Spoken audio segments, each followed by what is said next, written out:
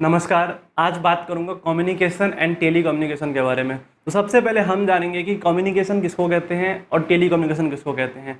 उसके बाद हम जानेंगे कि मीडियम कम्युनिकेशन और टेली कम्युनिकेशन का मीडियम क्या है।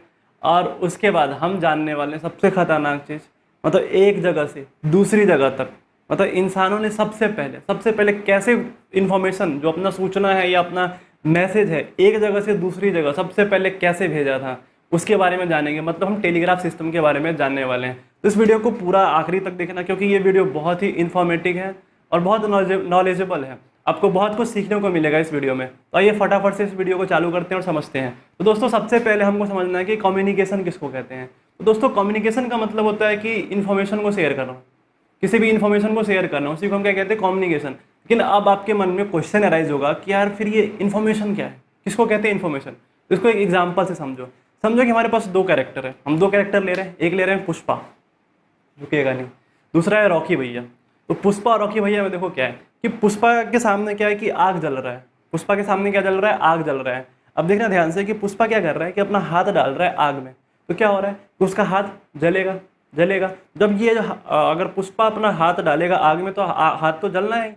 तो जो हाथ जला वो क्या होता है, उसको क्या कहते हैं, हम सेंसेशन कहते हैं। और वो जो सेंसेशन है वो क्या बन जाता है, हमारी फीलिंग बन जाती है कि अरे हाथ जल रहा है। वो क्या बन गया, एक फीलिंग बन गया। और सेंसेशन और फीलिंग बन के क्या एक बन गया, एक मन में एक थॉट आ गया, एक विचार आ गया, हाँ यार हाथ डालने से ये जलता है, कुछ थॉट आ गया, समझ में आया। और टाइम के साथ ये क्या बन जाता है, एक्सपीरियंस। अगर एक बार पुष्पा हाथ डालेगा आग में और हाथ जल गया, तो दूसरी बार अगर उसको बैड सेंसेशन आया, मतलब बैड फीलिंग आया, तो टाइम के साथ साथ वो अपने उसका एक्सपीरियंस भी आ गया, फिर दूसरी बार वो हाथ नहीं डालेगा। अब देखो सेम चीज़ किसके साथ अप्लाई होगा, अब रॉकी के साथ।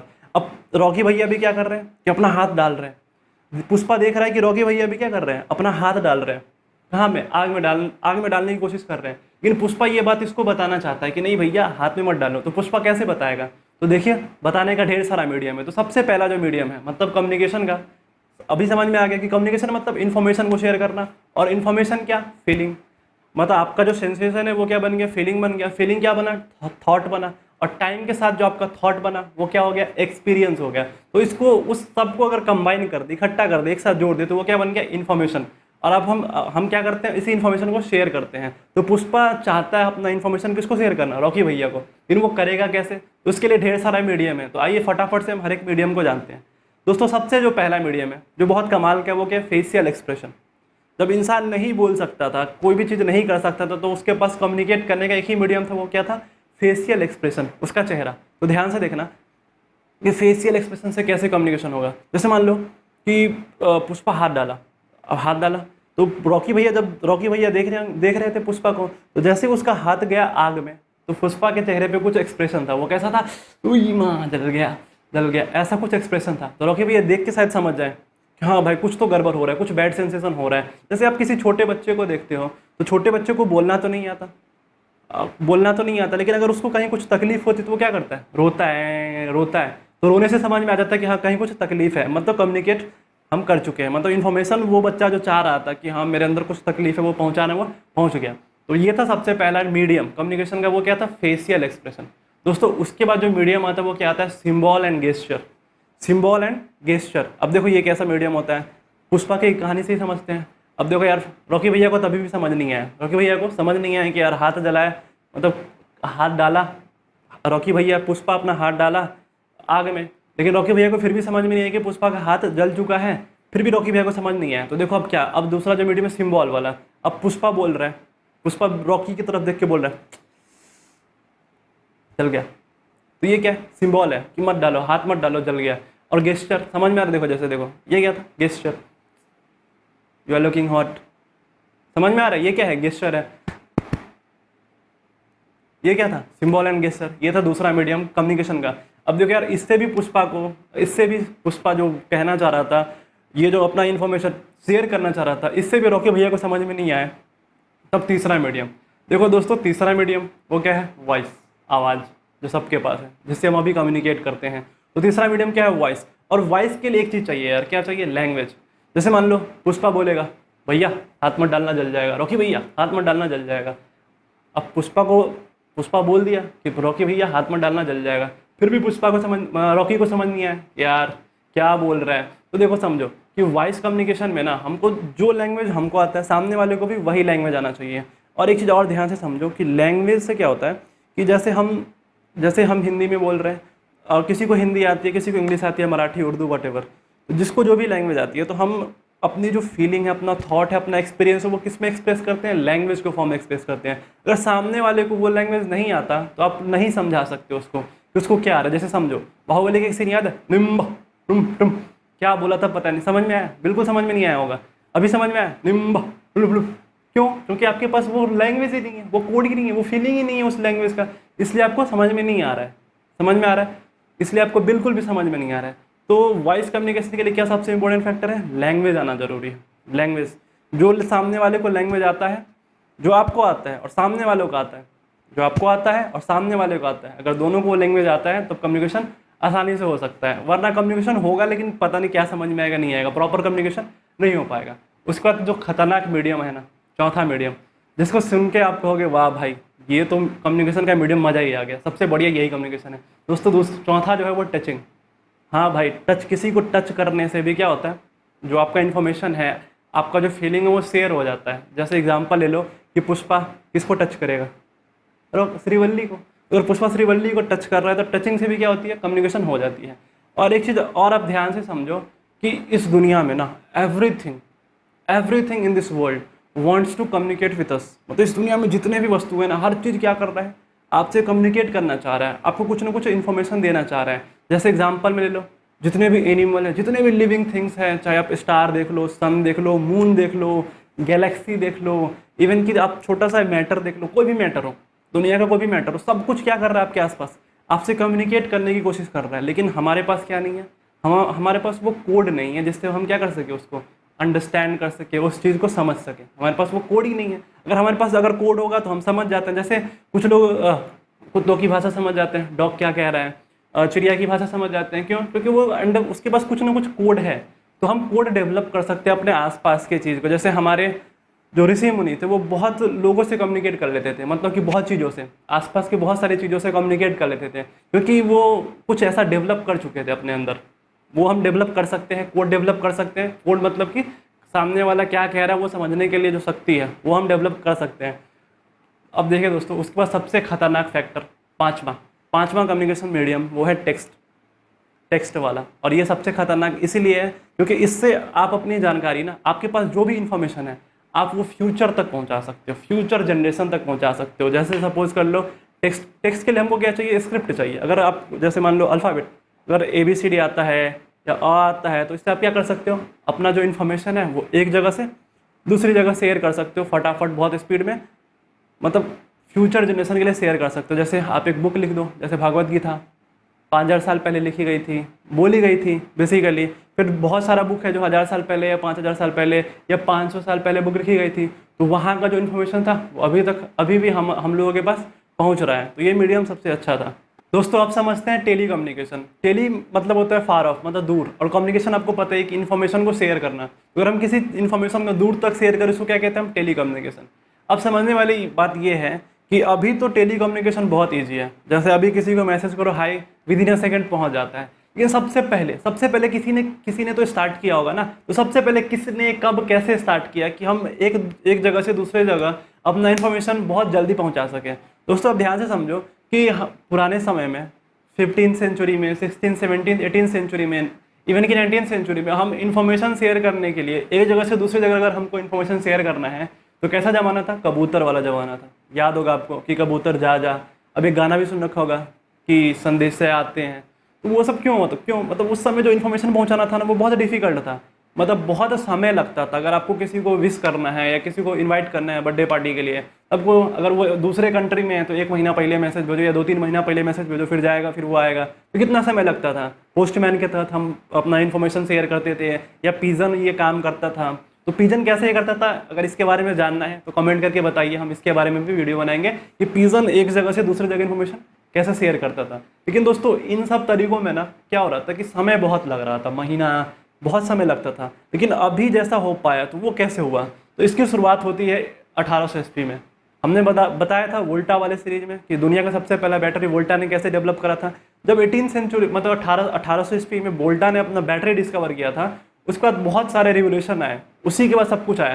तो उसके बाद फटाफट 1821 में वोल्टा के बाद 1821 में ओर्स्टेड, हेंस क्रिस्टियन ओर्स्टेड, जिसके बारे में हमने बताया था इलेक्ट्रिक जनरेटर वाले वीडियो में, इलेक्ट्रिक जनरेटर कैसे काम करता है दुनिया का सबसे पहला, उसमें बताया था कि ओर्स्टेड ने एक चीज़ डिस्कवरी कर दी कि इलेक्ट्रिसिटी मतलब करंट, इलेक्ट्रिसिटी और मैग्नेटिज्म में कनेक्शन है। वो कैसे किया, कंपास के निडल में और बैटरी से करंट दौड़ाया तो निडल डिफ्लेक्ट कर गया, तो वहाँ से उन्होंने खोज दिया कि हाँ भाई इलेक्ट्रिसिटी और मैग्नेटिज्म का कनेक्शन है। उसके बाद ही बहुत सारा इन्वेंशन हुआ। उसके बाद देखो क्या हुआ, यही बात पता चली किसको, विलियम स्टर्जन को, कि इलेक्ट्रिसिटी और मैग्नेटिज्म में कुछ कनेक्शन है। तो विलियम स्टर्जन 1825 में उन्होंने सबसे जो खतरनाक डिस्कवरी करी है, मैं खतरनाक बार बार बोल रहा हूँ लेकिन जिस उसने दुनिया बदल दी, इसलिए खतरनाक इन द सेंस की दुनिया बदल दी है। तो 1825 में उन्होंने इलेक्ट्रोमैग्नेट का डिस्कवरी करी है। जैसे मैग्नेट जानते हो, चुंबक, एक नेचुरल मैग्नेट होता है, परमानेंट मैग्नेट, चुंबक जो होता है नेचुरली होता है,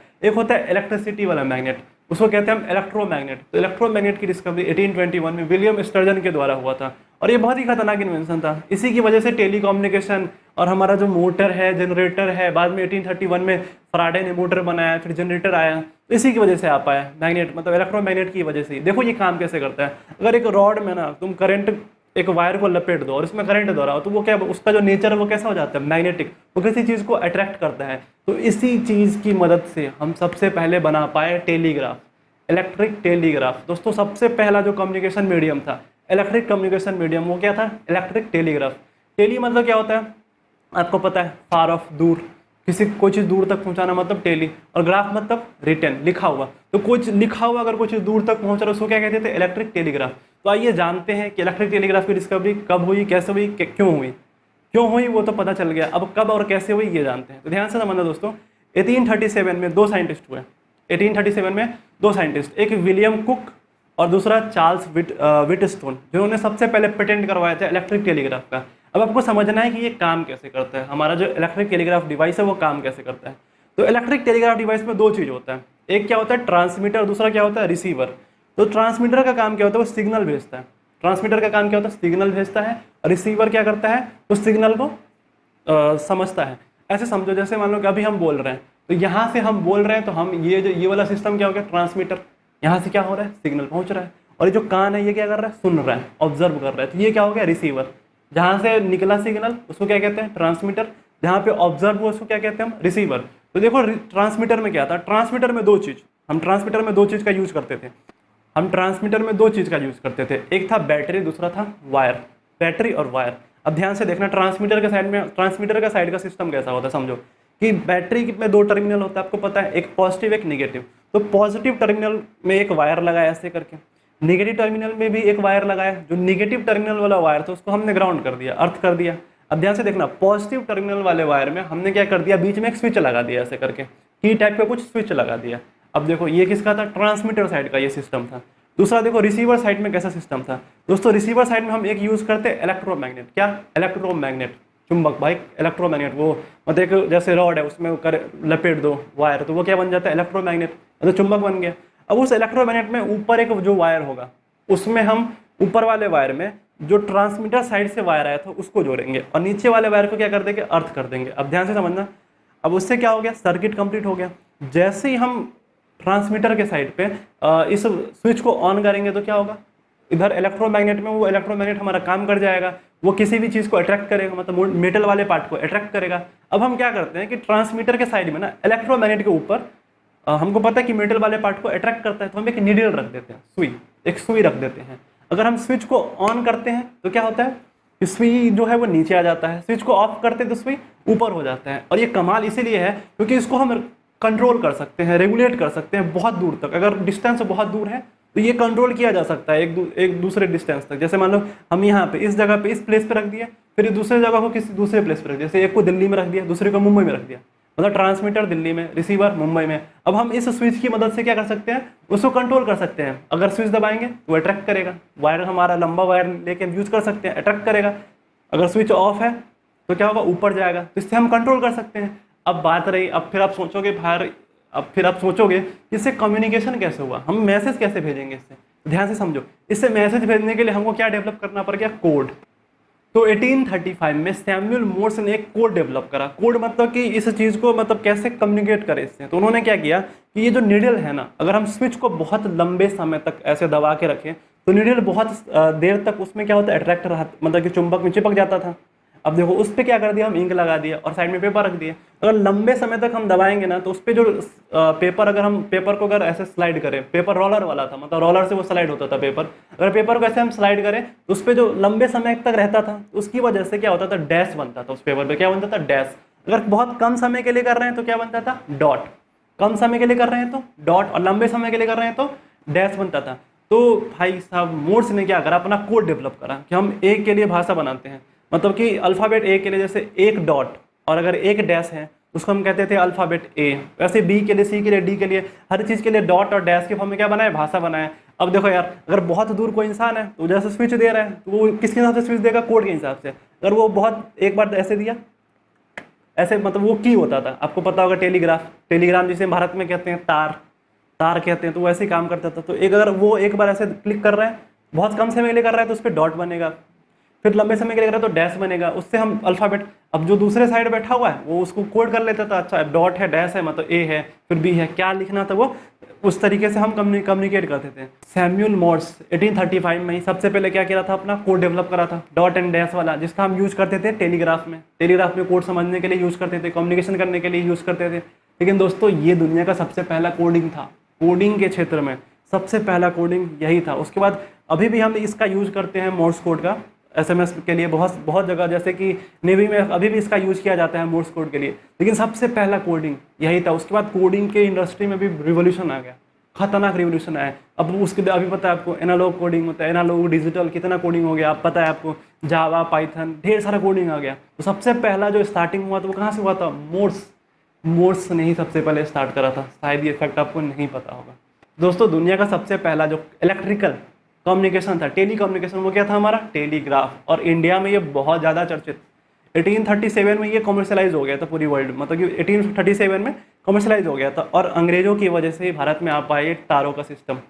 तारों का जो शहर है जिसको हम तार कहते थे पहले, वो किसकी वजह से आ पाए, अंग्रेजों की वजह से। उन्होंने ब्रिटेन में जो ब्रिटेन से कहाँ से, ब्रिटेन से वो जो दोनों साइंटिस्ट थे जिन्होंने डिस्कवर करा था तार को, मतलब कि कुक ने और विटस्टोन ने, वो कहाँ के थे, ब्रिटेन के थे। तो वो सबसे पहले जो इंडिया में आया वो कहाँ पे, कोलकाता में लगा था, फिर दिल्ली वगैरह ये सब में, फिर पूरी इंडिया, पूरे कंट्री वर्ल्ड वाइड फैल गया। वो बहुत लंबे समय तक चला। अभी नहीं चल रहा है, 2013 में बंद हो गया, क्योंकि अब हमारे पास ढेर सारा कम्युनिकेशन का मीडियम आ गया है। टेलीफोन आ गया, रेडियो कम्युनिकेशन आ गया, सैटेलाइट कम्युनिकेशन आ गया, बहुत सारा मीडियम आ गया, इंटरनेट आ गया, इसलिए ये बैन हो गया। वरना ये बहुत चर्चित था। अगर पुराने समय में अगर पहले किसी को तार आता था ना, तो तार का मतलब होता था कि कुछ बैड संदेश आया है भाई, कुछ इमरजेंसी हुआ है, किसी की मौत हुई है, तभी लोग तार करते थे इंडिया में पहले। लेकिन बहुत ही अच्छा इन्वेंशन था जिसने पूरी दुनिया को ना छोटा कर दिया, वर्ल्ड को क्या कर दिया, बहुत ही छोटा कर दिया। आई होप आपको समझ में आया होगा। हम आपसे जो कहना चाह रहे थे, जो कम्युनिकेट करना चाह रहे थे, जो इन्फॉर्मेशन देना चाह रहे थे, आप तक पहुँच गया होगा। और वीडियो को आखिरी तक आपने देखा होगा, क्योंकि अगर शुरू से आखिरी तक आप देखे होंगे यहाँ तक, तो आपको बहुत कुछ सीखने को मिलेगा, बहुत कुछ समझ में आया होगा। थैंक यू सो मच इस वीडियो को यहाँ तक पूरा देखने के लिए। हम मिलते हैं अगले वीडियो में। दोस्तों अगले वीडियो में हम बात करेंगे टेलीफोन के बारे में, कि टेलीफोन का इतिहास क्या था, सबसे पहले टेलीफोन किसने खोजा, कब खोजा, कैसे खोजा था, इसके बारे में बात करेंगे। So thank you so much video को अगेन देखने के लिए। अगर यार सब्सक्राइब नहीं किए हो तो सब्सक्राइब कर दो यार, ऐसे वीडियो के लिए सब्सक्राइब कर दो, फटाफट जल्दी कर दो सब्सक्राइब। लाइक नहीं किए हो तो लाइक भी कर दो। मिलते हैं अगले वीडियो में, बाय बाय।